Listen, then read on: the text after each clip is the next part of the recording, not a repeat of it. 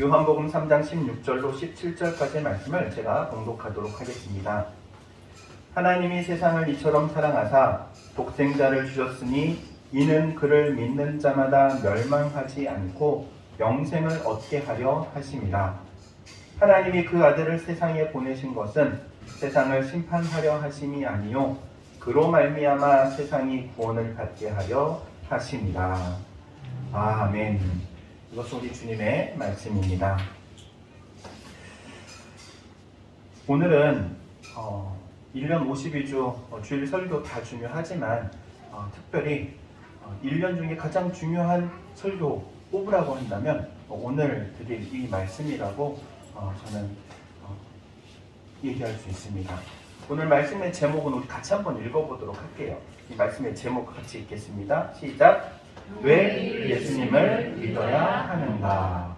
왜 예수님을 믿어야 하는가? 여러분, 왜 예수님을 믿어야 합니까? 그리고 왜 교회에 나와 예배를 드립니까? 여기에 대한 이 질문에 대한 해답을 오늘 가져가는 시간 되기를 주의 이름으로 축복합니다.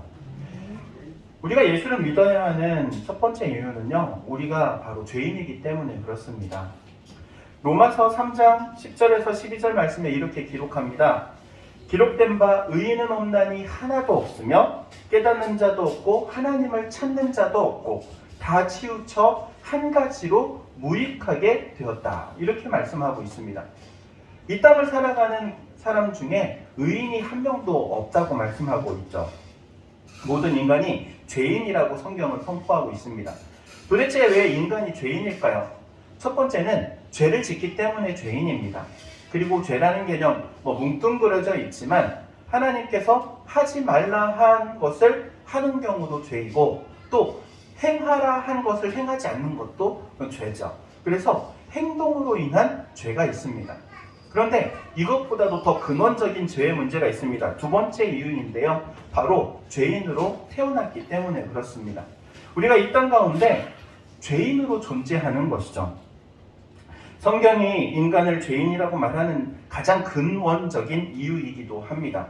하나님을 떠난 상태에 있기 때문에 인간을 죄인이라고 하는 거예요. 하나님 없이 살아가는 것 자체가 죄라는 거예요. 예를 들면 이렇게 말할 수 있습니다. 제가 광양에 있을 때 이야기인데요. 광양에 유명한 신호등 하나가 있어요. 무엇으로 유명하냐면 삼거리에 있는 신호등인데 아무도 그 신호를 지키지 않아요. 빨간불이 들어와도 가고 노란불이 들어와도 가고 그냥 가요. 차가 많이 통행하지 않는 길이기 때문이기도 해요. 그냥 그 신호를 무시하고 달리는데 어느 날 보니까는 그 신호를 다 지키는 거예요. 앞에 줄을 쫙 서 있어. 그래가지고 뒤에서 도대체 이 사람들이 왜 그러지? 신호를 웬일로 지킬까? 나중에 앞으로 쭉 나가서 보니까는 앞에 누가 있냐면 경찰이 있는 거예요. 경찰이. 경찰이 있으니까는 딱지 뗄까봐 그 앞에 다 서는 거예요. 다 서는 거야. 경찰이 없을 때는 신호가 있어도 나 몰라라 다 지나가는 거예요. 그게 우리 인간의 상태라는 거예요. 하나님 없이 살아가는 인간의 상태. 하나님이 없다고 생각하기 때문에 세상에서 죄짓고 살아가는 거를 담대한 거예요. 담대한 거예요. 아무런 문제 없이. 그래서 우리 인간의 상태를 하나님 없이 살아가는 그 상태를 가리켜 죄인이다. 이렇게 말하는 겁니다. 여러분, 부모하고 자식 간에 싸웠어요. 아버지가 큰 회사를 하는데 아들 이거 너가 물려받아. 물려받기 위해서 좀 훈련 좀 해야 돼. 저 밑에 말단 직원부터 해가지고 일 좀 배워. 그런데 아들이 그러는 거예요. 저는 아버지처럼 살기 싫어요. 저에게도 꿈이 있어요. 그리고 집을 나가버렸어. 근데 놀라운 거는 집 나간 아들이 성공했네. 야, 그래도 좀 살 만큼 살게 된 거예요. 떵떵거리고 살 정도로는 사는 거야. 결혼도 해서 자식도 낳고 말 그대로 잘 사는 거예요. 잘 사는 거예요. 여러분, 이 잘 살고 있는 아들, 부모 입장에서는 이 아들 효자예요, 불효자예요? 고민돼? 부모님 말씀 듣지 않고 나가서 사는데 잘 살아. 불효자예요, 효자예요? 부모님 마음에는요, 가슴에 대못을 박아놓은 불효자예요. 왜 그러냐면은 부모 말에 순종하지 않고 나갔기 때문에 2년 끊고 나갔잖아요. 여러분 자식들이 2년 끊고 나갔는데 천국에서 잘 살고 있어. 그럼 그 효자예요? 이 고민되지? 그래 고민될 거야. 같이 있으면서 속 끓이는 것보다 나가서 성공하는 놈이 낫지. 근데 그렇지 않아요. 부모 입장에서는 지금 집 나간 자식이 가슴에 못을 박아놨기 때문에 불효자는 다름없는 거예요. 근데 하나님과 우리 인간의 관계가 그런 거예요. 이 세상 가운데 살아가면서 잘 살아. 하나님 없이도 잘 살아. 전혀 문제 없다고 생각하고 살아가는데 하나님 마음에는 이미 대못을 박아놓은 거예요. 그래서 인간을 가리켜서 죄인이라고 말하는 것은 죄를 범하기 때문에도 죄인이지만 죄인의 상태, 하나님 없이 살아가는 그 상태 때문에 죄인이라고 하는 거예요. 그래서 인간을 죄인이라고 하는데 이 죄인이 마지막 가는 길이 있어요. 마지막 가는 길. 이 땅에서의 삶이 전부라면은 예수 믿을 필요 없을 거예요. 그런데 이 땅에서의 삶이 마지막이 아니라는 거예요. 끝이 아니라는 거예요. 성경은 이렇게 말씀합니다. 히브리서 9장 27절 말씀에 한 번 죽는 것은 사람에게 정하신 것이요 이후에는 심판이 있으리니 이렇게 말합니다. 무슨 말이냐면은 이 땅에서의 삶이 끝이 아니라는 거예요. 많은 사람들이 착각해요. 이 땅에서 그냥 목숨을 끊으면 다 끝날 줄 알아요. 그래서 자살해요. 하지만 여러분 자살로 끝난다면요 얼마나 좋겠어요. 그 끝이 아니에요. 그 이후가 있어요. 그 이후는 영원한 시간이에요. 우리가 이 땅에서 살아가는 시간은 100년이 못 될 거예요. 아니 뭐 넉넉히 잡아서 여러분 120세까지 사세요. 120세 까마득할 것 같아. 100년을 살아가는 사람이 흔치 않잖아요. 그런데 100년이라는 시간도 영원이라는 시간에 비교하면요 시작도 하지 않은 시간이에요. 영원은 끝이 없는 시간인데 그 시간을 어떻게 보낼 것이냐, 영원이라는 시간을 어떻게 보낼 것이냐. 여러분 죽음으로 끝이 아니라는 사실을 기억하시기 바랍니다. 그러니까 믿는 사람들은요 절대로 하지 말아야 될 게 뭐냐면은 자살. 이 세상의 끝이 아니기 때문에 이후에 삶이 있기 때문에 영원이라는 시간을 어디서 보낼 것인가 그것을 기억하며 살아야 합니다. 많은 사람들이 에이 그래도 라고 말해요. 많은 사람들이 그래도 여러분 예수 믿고 죽는 사람 그리고 예수 믿지 않고 죽는 사람 한번 비교를 해보도록 할게요. 만약에 이 땅에서의 삶이 그냥 끝이야. 그러면은 예수 믿는 사람이나 예수 믿지 않는 사람이나 똑같겠죠. 그렇잖아요. 그냥 이 세상에서 사는 게 그냥 끝이야. 그러면 예수 믿는 나나 예수 믿지 않는 너는 똑같아. 그냥 똑같아. 근데 그 이후가 있다고 생각해보면 여러분 예수 믿고 죽은 우리는 그 이후의 삶이 보장되지만 예수 믿지 않고 죽은 사람은 그 이후의 삶이 죽음 이후가 보장되지 않는 거예요. 그래서 예수 믿는다는 것을 이렇게도 말해요. 보험 들어놓는다. 뭐 들어놓는다? 보험 들어놓는다. 무엇을 위해서? 죽음 이후의 삶을 위해서, 영원한 시간을 위해서 보험을 들어놓는다. 천국도 지옥도 없고 하나님도 없다. 그냥 죽으면 모든 것이 그냥 무로 돌아간다. 물론 그래도 본전이야. 예수 믿고 죽은 건. 근데 천국도 있고 지옥도 있고 하나님도 계신다. 예수 믿지 않으면 어떻게 할 거예요? 돌이킬 수 없는 거예요. 그 시간들. 우리가 예수님을 믿어야 하는 두 번째 이유는요. 예수님의 십자가 사건이 실제이기 때문에 그래요. 실제 사건이에요. 예수님은 십자가를 지시기 위해서 이 땅에 오셨습니다. 그리고 예수님의 목표, 삶의 목적이 정확했어요. 십자가를 위해서 사셨어요. 그리고 십자가 위에서 돌아가시면서 마지막에 하신 말씀이 이 말씀이에요. 다 이루었다.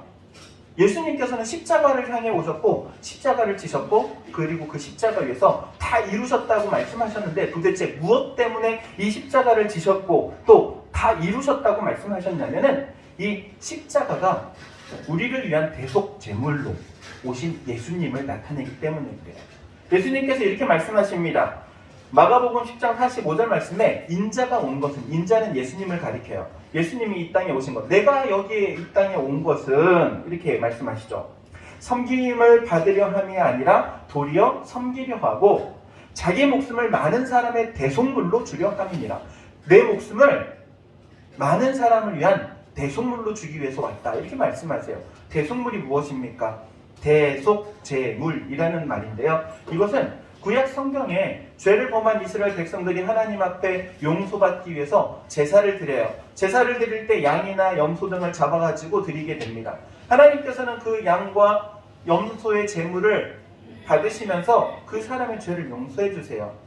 구약 성경 이런 말씀이 있습니다. 율법을 따라 거의 모든 물건이 피로써 정결하게 되나니 피 흘림이 없은즉 사함이 없느니라. 피 흘리지 않고 용서받을 길이 없다는 거예요. 그래서 이스라엘 백성들은 구약의 제사를 드렸죠.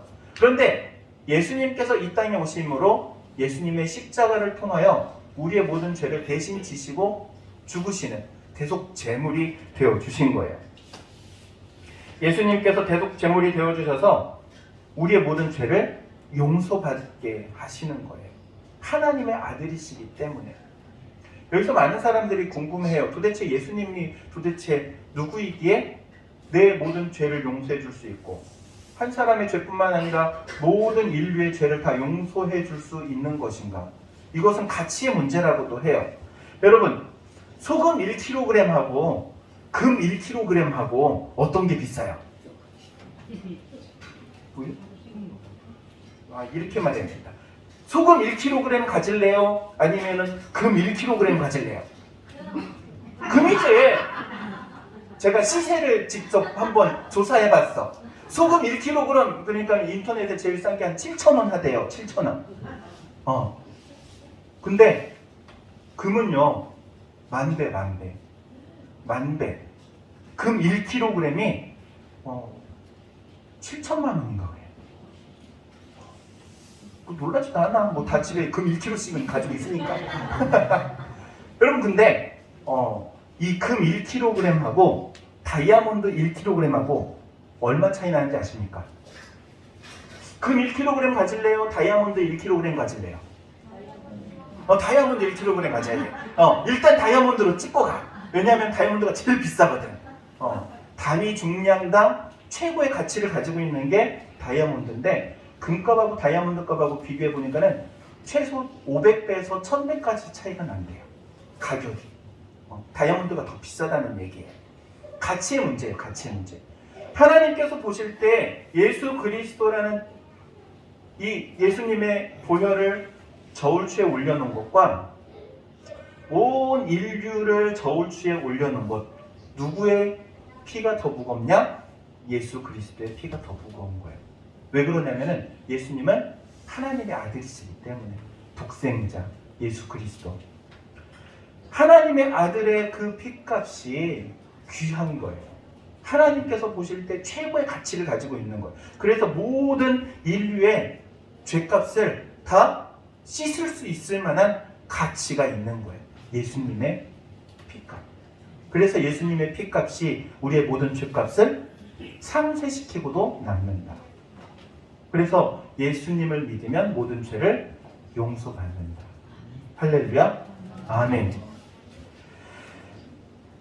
예수님께서 우리를 위해서 흘리신 그 피가 우리로 하여금 이제는 하나님의 자녀로 살아갈 수 있도록 길을 열어주세요. 그게 바로 세 번째 이유예요.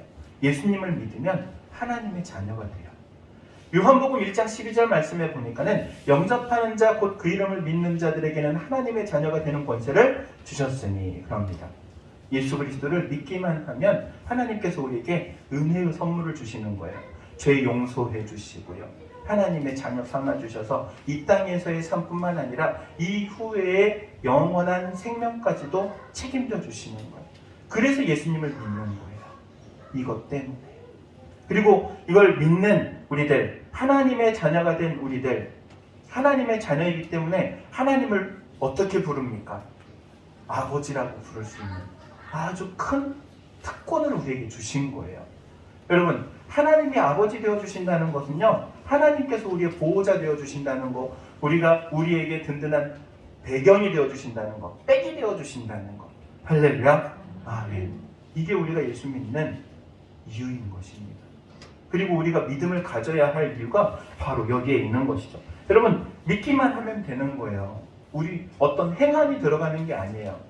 성경은 말합니다. 누구든지 주의 이름을 부르는 자는 구원을 받으리라. 주 예수를 믿으라. 그리하면 너와 내 집이 구원을 얻으리라. 믿기만 하면. 너희가 그 은혜를 인하여 믿음으로 말미암아 구원을 얻었나니 이것이 너희에게서 난 것이 아니요 하나님의 선물이라. 이렇게 말씀하고 계십니다. 하나님께서 은혜의 선물로 주신 예수 그리스도. 여러분, 이 예수 그리스도의 이름을 붙드시기를 주의 이름으로 축원드립니다. 예수 이름 안에 있는 죄 용서함의 은혜, 하나님의 자녀됨의 은혜, 영생의 복락을 누리는 은혜, 이 모든 은혜가 우리 가운데 있는 줄로 믿습니다. 또한 이 은혜를 받아 누리는 우리 모든 성도들 되시기를 주의 이름으로 축원드립니다. 기도하도록 하겠습니다. 사랑과 은혜가 충만하신 하나님, 은혜를 구합니다. 우리가 예수님을 알고 또한 믿는 것, 이 모든 것이 하나님의 은혜인 줄로 고백합니다.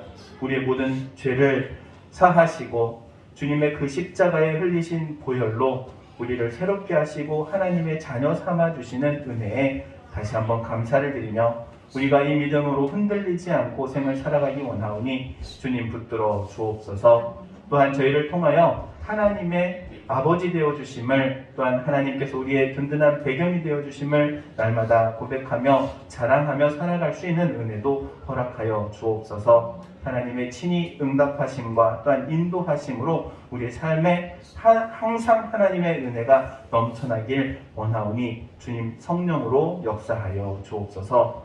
예수님의 이름으로 기도하옵나이다. 아멘.